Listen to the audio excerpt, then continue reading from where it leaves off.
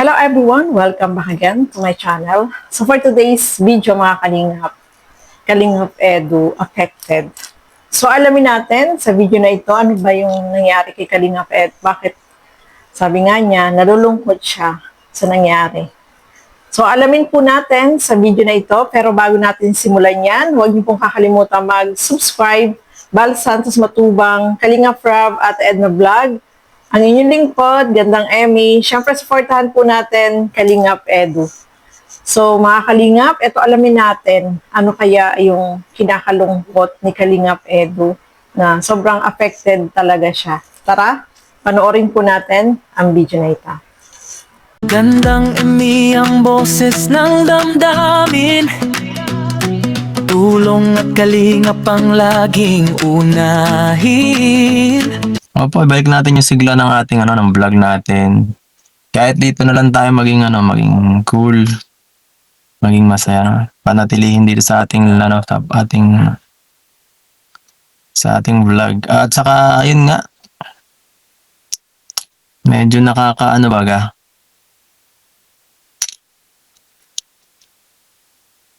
Nakakamiss yung dating natin vlogs.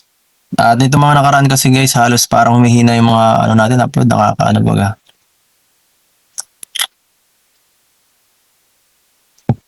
Kailangan natin ibalik yung dating sigla. Hirap na nga tayo maka 2K eh, 2K subs, sa live viewers. Kaya nitong nakaraan, pabulusok yung ating pabulusok sa pababa. Hindi umangat eh. Yun, hindi kagaya ng dapat kasi may rin, may strategy para vlog. Hindi mo pwede forget deserve ay tira, vlog lang ng vlog, Ang viewers rin kasi ang naghahanap ng ng papanoorin nila. So, although needed, pero bibisitahin pa rin. Kailangan lang ng strategy, Pamaraton natin as much as possible yung mga vlogs natin para maibalik yung kahit 30 lang per uploads. Simulan ta sa pag 30 lang ulit hanggang mag 40 na ulit kasi nahirapan na tayo kahit 30 lang, nahirapan, pambihira yan, kakalungkot. So ayan po mga Kalingap, narinig natin si Kalingap Edu. So supportahan po natin mga Kalingap, si Kalingap Edu, lalo na dun sa mga nandiyan na talagang nagmamarathon sa mga upload videos ni Kalingap Edu. Ayan, tuloy-tuloy lang po kayo sa pagmamarathon. At syempre, eto nga, nabanggit niya dyan na talagang bumaba at humina yung kanyang channel. Affected din sa mga nangyayari sa nitong mga nakaraan, di ba, na talagang grabe. So, alam natin na si Kalingap Edu ay more on charity vlog yung kanyang ginagawa. At alam din natin yung mga nangyayari sa ngayon, mga Kalingap, ay talagang affected din po siya.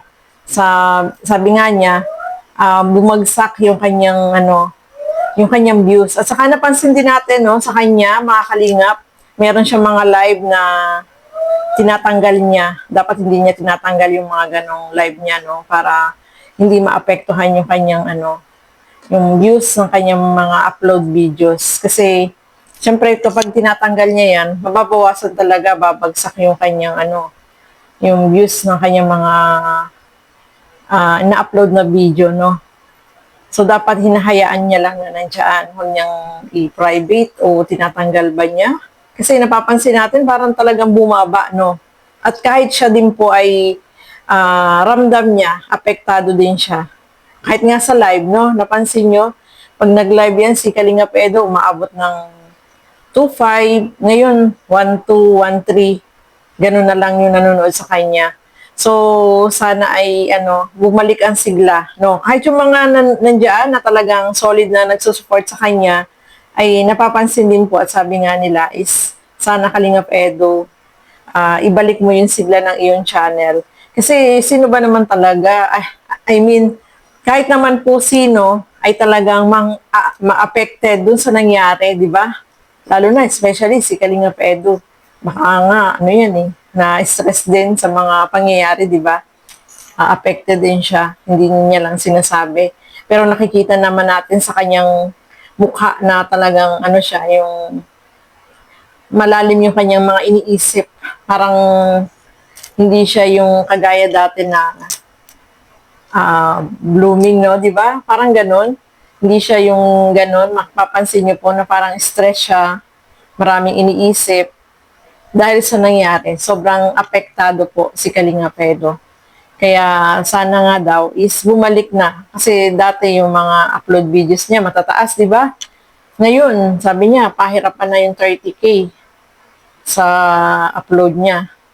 So, sana, no, sa mga talagang solid at nagmamahal dito kay Kalinga Pedro na nandiyan, na nagsusupport, tuloy-tuloy lang po tayo sa panonood, no skipping ads, kasi malaking tulong po yan kay Kalinga Pedro. Especially sa kanyang mga beneficiary na tinutulungan, no, mga Kalinga. Kaya, ayan po, ramdam natin, no, mga Kalingap, na talagang malalim yung mga ano ni Kalinga Pedro. Kasi makikita naman po natin sa kanya na talagang hindi ganoon siya dati eh. Talagang sobrang naapektuhan talaga siya. At wag na niyang i-private o yung kanyang mga video dyan. Kasi maapektuhan talaga yung kanyang views. Babagsak talaga, di ba? Yung algorithm niya maapektuhan dito sa pag halimbawa nagpa-private siya o nagdi-delete siya ng mga video, yung algorithm niya, makikita mo, dahan-dahan na siyang bumabagsak. So, ayan po, no? Nakikita naman po natin na talagang si Kalinga Pedro ay more on charity ang ginagawa. Marami siya mga tinutulungan at tuloy-tuloy siya sa kanyang mga beneficiary na binibisita niya, no? So, ayan. Supportahan lang po natin si Kalinga Pedro. Ano na tayo? Move on na tayo. Move on na po tayo, no, mga Kalingap. Nabanggit nga ni Kuya Bal kanina sa kanyang live na nagkausap na sila, nag-sorry na, nagkaayos na. So, mag-move on na tayo. Ano na tayo? Focus na tayo sa ating mga ginagawa at maging sana ay maging okay na ang lahat, no? Maging okay na sana ang lahat, no, mga Kalingap. Kahit nga si Kalinga Pedro, ganun din naman po yung kanyang hiling din na tama na. Sabi ng iba, nakakasawa na. Sana ay matigil na rin po, matigil na rin para focus tayo sa ating mga ginagawa sa buhay natin, na mga positibong bagay, at dito lang tayo sa Kalingap. Siyempre, supportahan natin yung mga upload videos ni Kalingap Rob, ni Kuya Bal, at sa lahat ng mga sinusuportahan po natin dyan, no, na mga charity vlogger, no. Supportahan din po natin sila, panoorin, yung mga reactor na nandiyan, na talagang paldo. Paldo yung mga reactor, di ba? Paldong paldo. So, looking forward tayo sa positive side naman po ng mga Kalingap. So, ayan po, maraming salamat po sa inyong walang sawang panonood at pagsuporta dito sa aking mga ginagawang reaction video. Tuloy-tuloy lang po kayo sa pagmamarathon dito sa mga upload videos ni Kalinga Pedro. Malaking tulong po yan, no, mga Kalingap. So, ayan po, maraming salamat po sa inyong walang sawang panonood at pagsuporta dito sa aking mga ginagawang reaction video.